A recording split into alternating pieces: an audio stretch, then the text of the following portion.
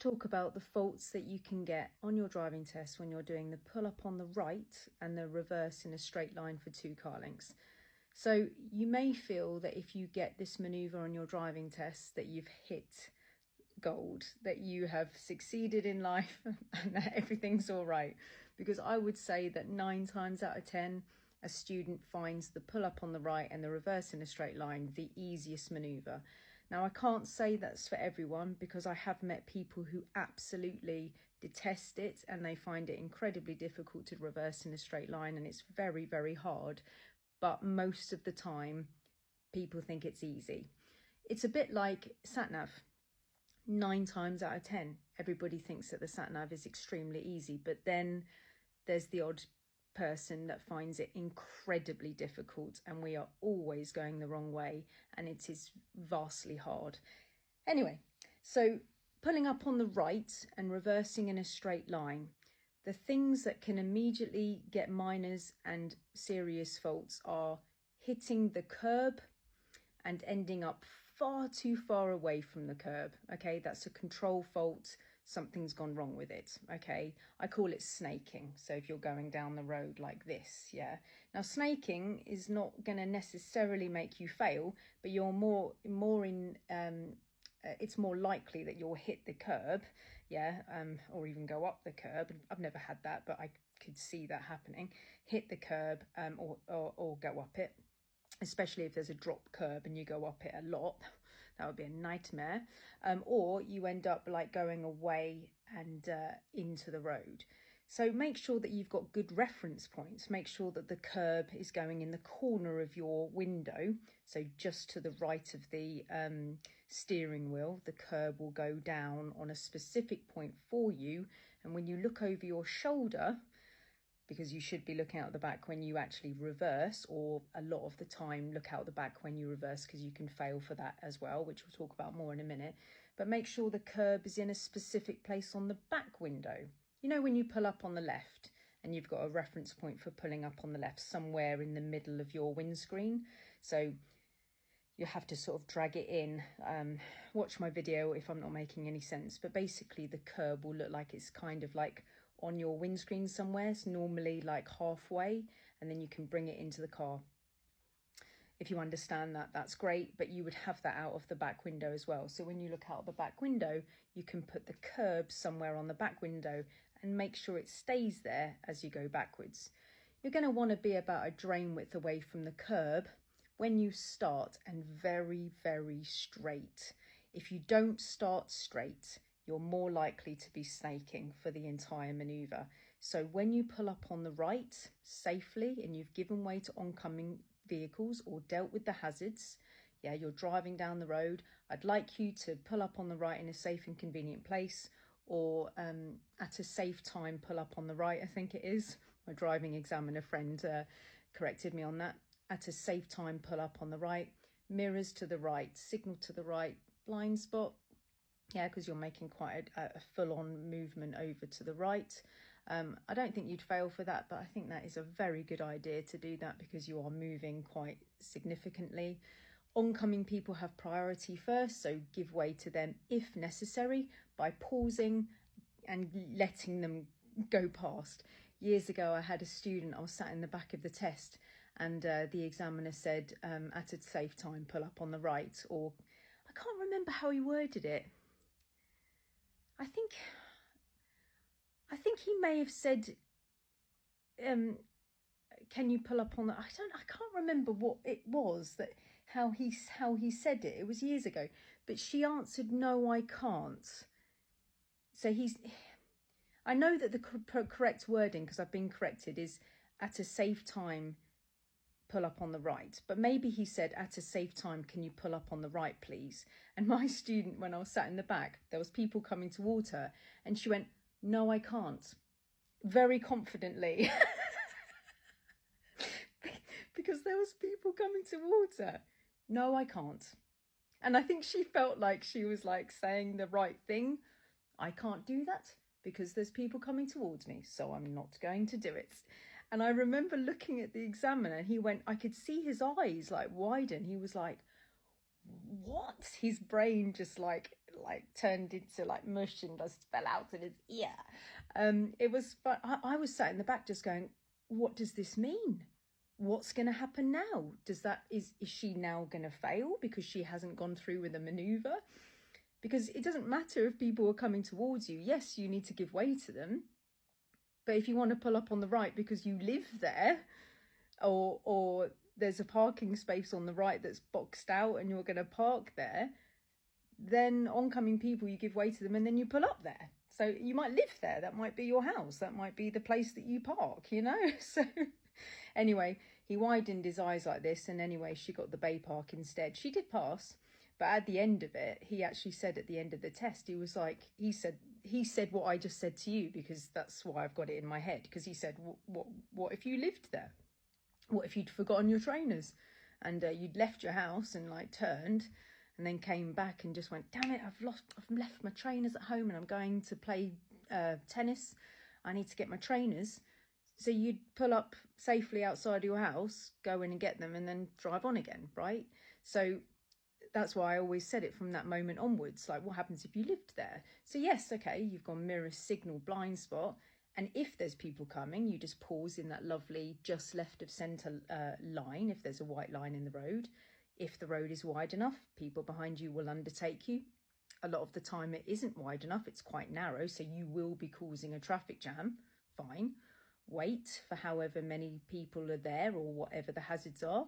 And then just before you move again, I would strongly suggest that you check to see if there's anything on your blind spot, because there'll be driveways there and overtaking bikes or other vehicles and stuff. So check, make sure you're okay, and then pull up on the right in a kind of glidey way.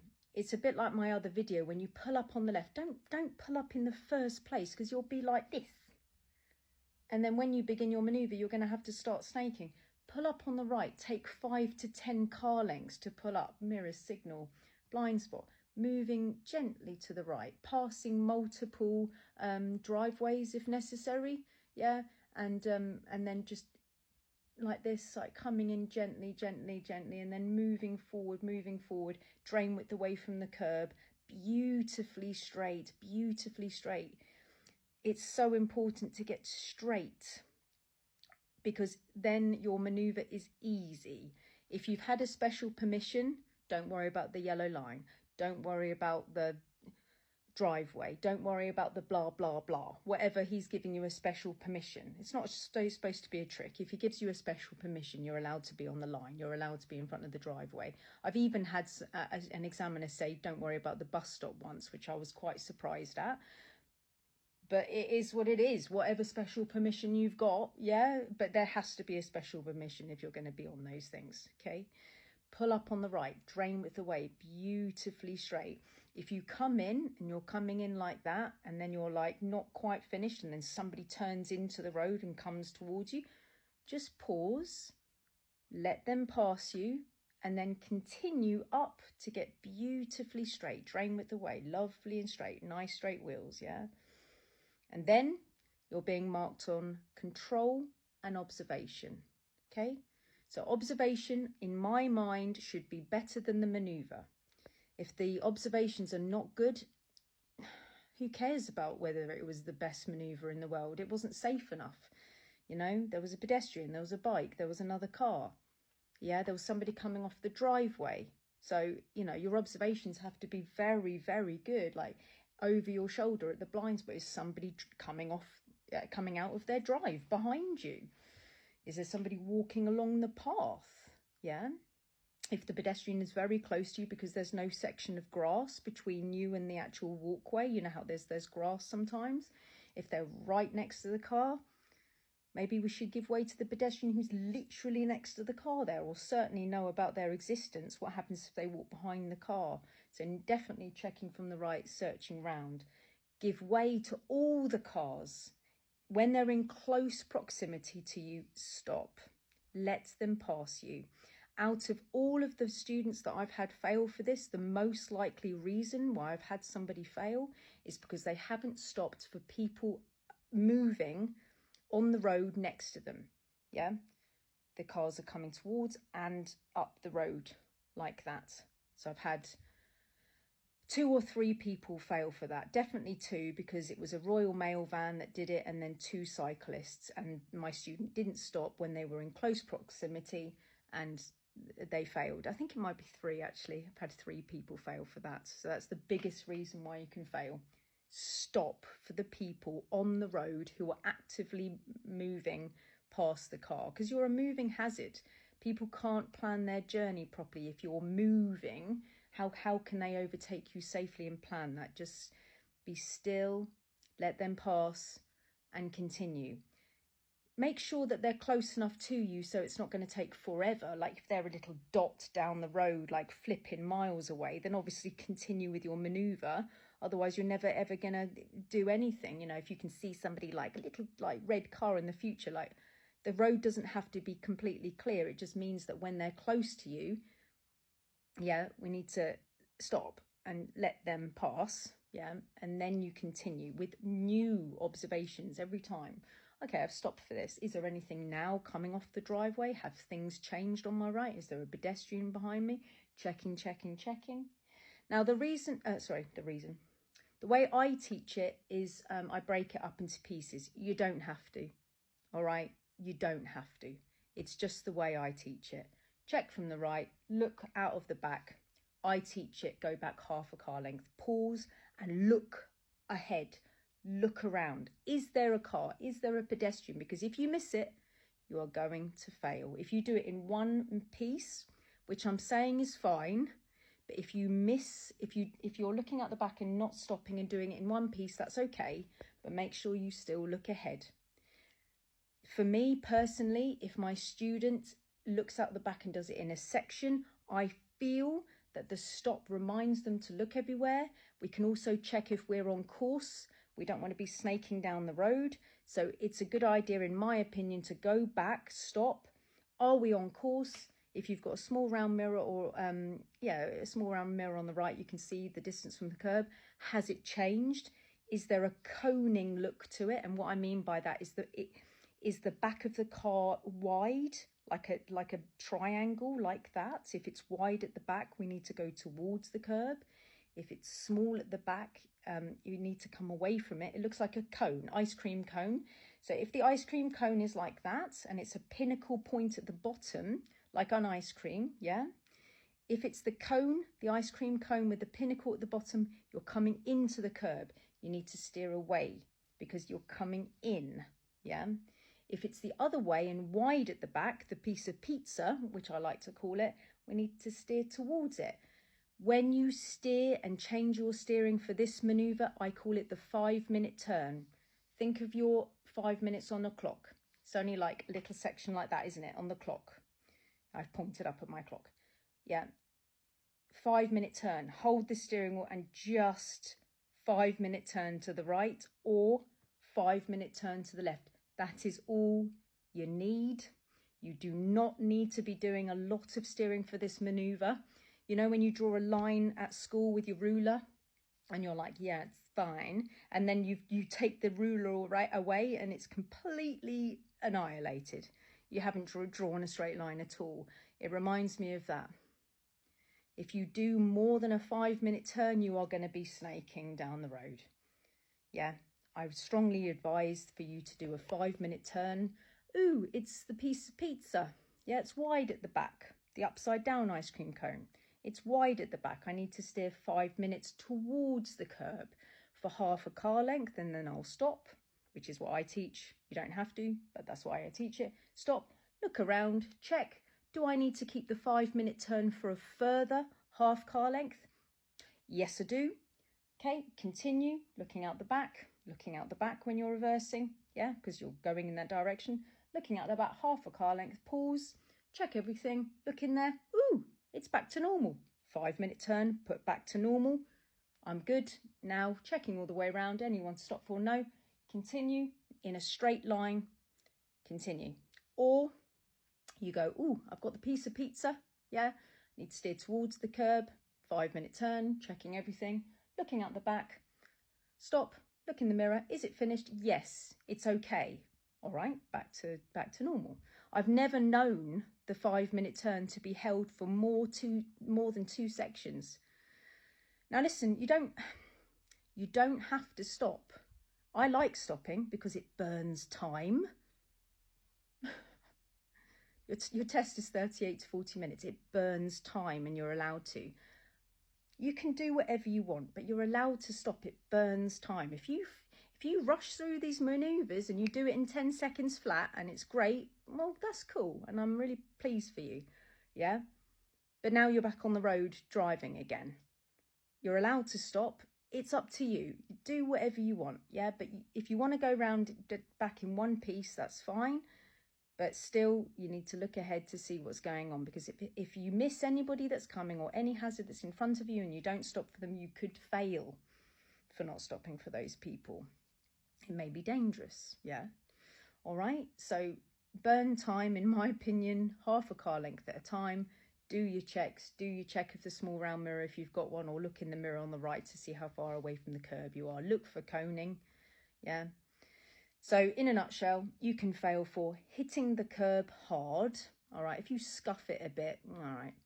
If you scuff it a bit, fine. You can fix it. You can go forward up to 3 times. All right. Check everywhere. Make sure it's safe. Go back to the beginning. I've noticed over the years of me doing this maneuver, it's not helpful for you to go back a small amount. If you fix this maneuver, you're pretty much going to have to go back to the beginning and start again. All right, I've just noticed that going forward half a car length, a metre, you know, even a car length is it's just not enough. You need to go back to the beginning. You need to go back 2 car lengths in total. Give it a good guess. If you're going back too far, the examiner will say thank you. That's enough, thank you. So he will stop you if you're going back too far. If you don't go back far enough, he'll say, can you continue back further, please? I did have somebody fail once. Oh gosh, I hope I didn't hold the microphone just then. I hope you could hear me then. Where was I? I had a student once go back and she saw she was going to hit the curb. And then the examiner said, can you go back further, please? And he went like this with his hand. And I don't know how I feel about that. To this day, body language is a strong thing. And he said, can you go back further, please? Now, I don't know whether he knew that she was so close to the curb. I don't know. But he said, can you go back further, please? And this body language from him influenced my student to go back, and she just mounted the curb. Yeah.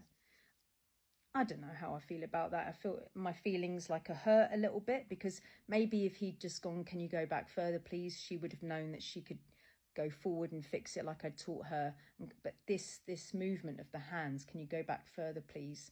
It's a long time ago, years and years ago, but I hold that as like, maybe if he had just said we haven't gone back far enough, maybe she would have looked at it and gone, oh, damn it, need to fix this, need to go forward. Yeah, but this body language, anyway, that's me. I'm probably banging on about it. It's just something that I'm hurt about because she failed for that.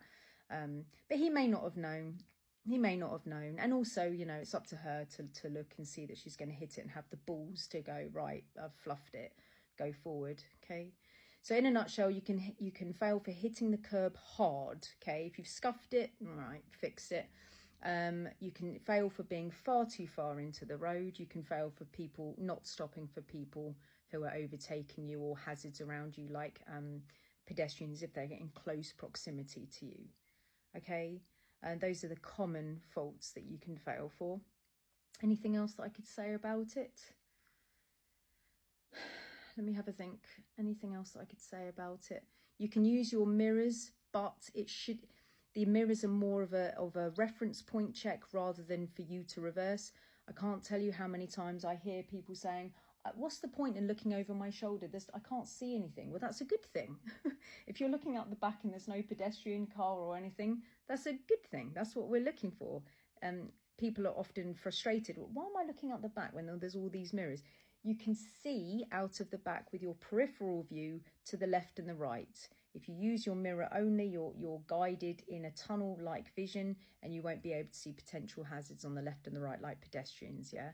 So he does want you to look out the back. You can use your mirrors, but you have to team it up with looking out the back. If you don't look out the back when you're reversing, it's not deemed to be safe enough, because you are reversing towards hazards, you're going backwards. If I asked my student to, when we were driving in a straight line, to look out the back, they would think I've gone mad. Why is Ros telling me to look out of the back window for 30 seconds when I'm driving forward?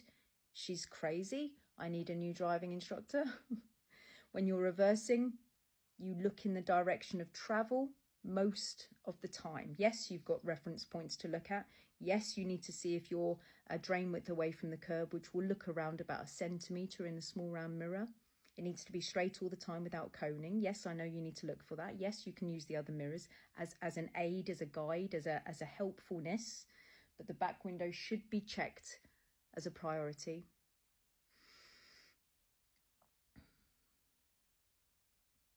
If somebody is coming off the driveway at the time, all right, just make sure that we're not blocking them, but your manoeuvre will often finish in front of a driveway because all he wants is you to go back 2 car lengths. So you'll pull up on the right with any special permissions. If you don't get a special permission, you don't block a driveway. You don't go on double yellow lines.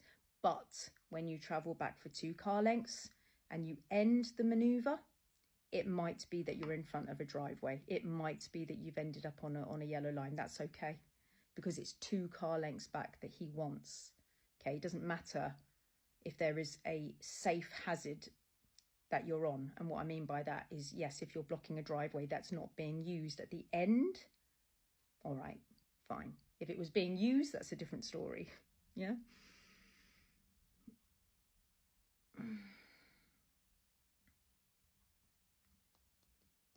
Just be careful with gear selection, you know, make sure that it's very common for students, like when they stop, to take it out of gear and then go, oh, I don't need to do that, and then put it back in gear. Oh, that's so common. If you're doing that, that's ridiculously common. But if you put it into first and then look out the back and then drive a significant way forward, then obviously that could be dangerous. So just be careful. Make sure that if you have incorrectly chosen a gear, that you don't travel in the wrong direction for too long. Rolling, if there's any hills or anything, be careful of that. Just make sure the roll is stopped and monitored and under control as much as possible. All right, guys, I hope that this very detailed video has helped you, and I'll see you on the next video.